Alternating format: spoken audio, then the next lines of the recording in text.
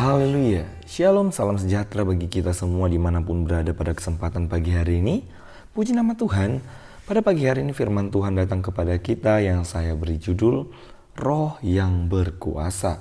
Puji nama Tuhan, sama-sama kita buka Alkitab kita yang tertulis dalam 1 Yohanes pasal yang keempat, ayat yang keempat. Saya bacakan bagi kita semua demikian firman Tuhan.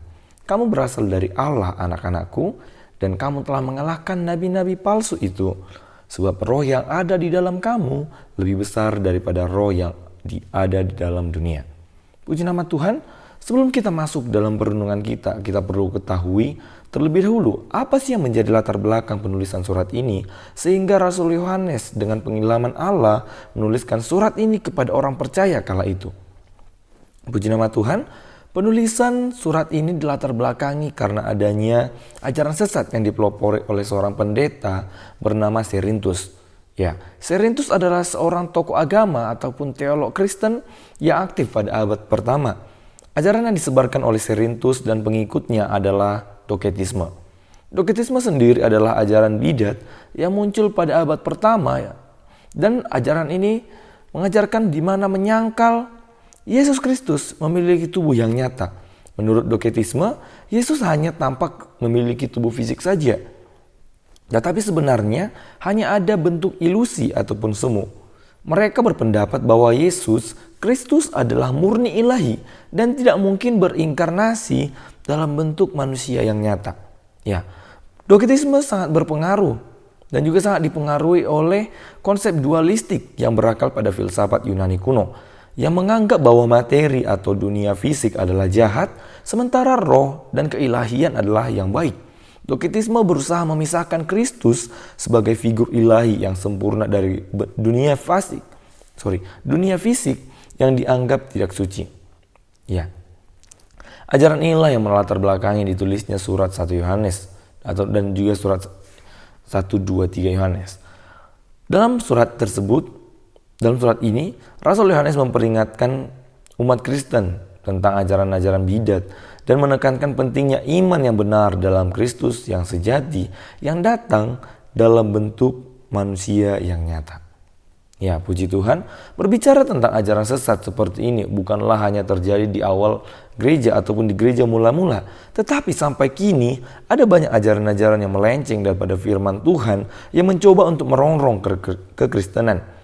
Sebut saja seperti saksi Yehova, Mormon, paham liberalisme yang kini mulai mendoktrin gereja, bahkan juga gereja-gereja barat tentang kesetaraan gender.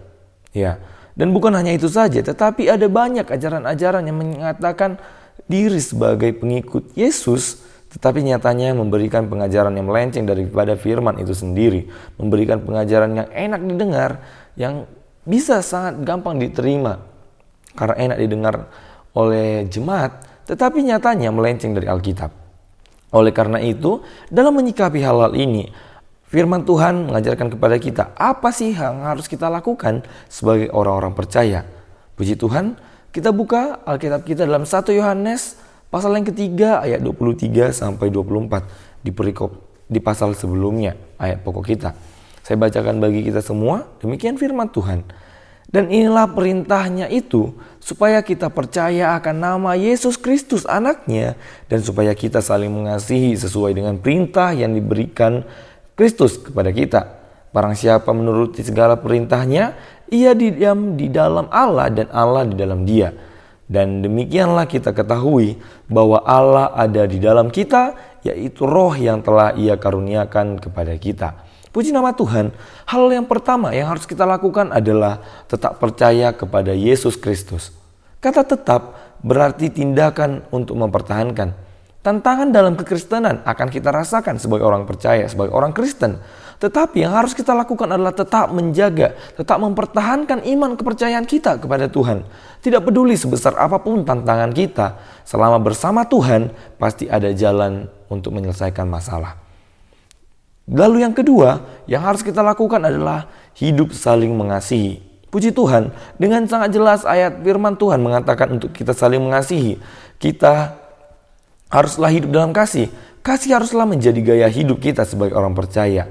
Karena Allah adalah kasih, dan yang harus kita lakukan adalah sama seperti Allah, yakni hidup dalam kasih dan mengasihi. Baik itu mengasihi Tuhan Allah dan juga mengasihi sesama kita manusia. Dan hal ini adalah perintah yang pertama dan yang terutama yang harus menjadi gaya hidup orang Kristen sebagai orang percaya. Lalu hal yang ketiga yang harus kita lakukan adalah diam di dalam Allah dan Allah di dalam kita. Mungkin hal ini menjadi hal yang membuat kita bingung.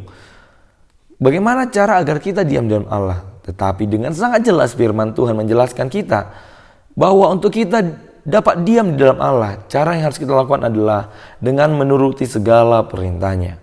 Mungkin akan sangat sulit, tetapi selama bersama Tuhan dan hidup di dalam Tuhan, maka kita akan dapat menjalaninya dengan sukacita. Puji nama Tuhan. Itulah 3 hal yang harus kita lakukan sebagai orang percaya, sehingga ketika kita melakukan hal-hal tersebut, kita percaya pada Yesus, hidup penuh kasih dan saling mengasihi, dan melakukan perintah Allah, maka Roh Kudus, yaitu roh kebenaran, akan diam dalam kita dan bekerja dengan luar biasa dalam kehidupan kita. Ajaran sesat pasti ada, kita tidak bisa menolak hal itu muncul. Penyesat-penyesat akan terus bermunculan. Tetapi dari renungan singkat ini, kita disadarkan betapa besarnya peranan Roh Kudus dalam kehidupan kita. Orang lain bisa mencoba menyesatkan kita, tetapi Roh Kudus akan terus mengingatkan kita akan kebenaran yang daripada Allah. Sebab apa? Sebab Roh Kudus, sebab roh yang ada dalam kehidupan kita, kehidupan orang-orang percaya, lebih besar daripada roh-roh yang ada dalam dunia ini. Puji nama Tuhan, demikianlah renungan singkat kita pada pagi hari ini. Dan untuk mengakhirinya kita bersatu dalam doa. Terima kasih Tuhan, terima kasih Allahku, segala pujian, syukur, hormat, kemuliaan hanya bagimu Tuhan.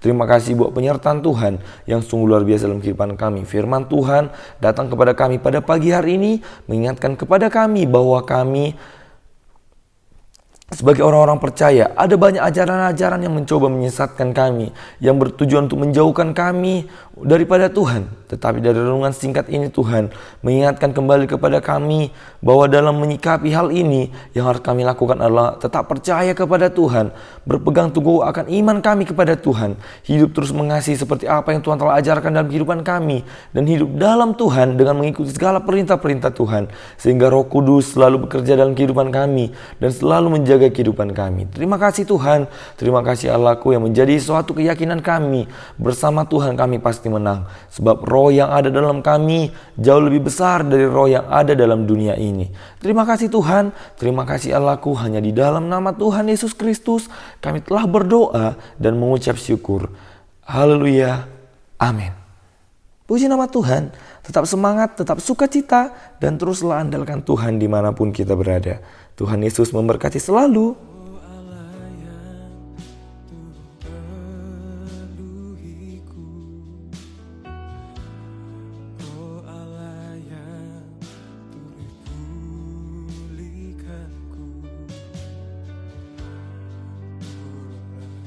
Urapanku atasku.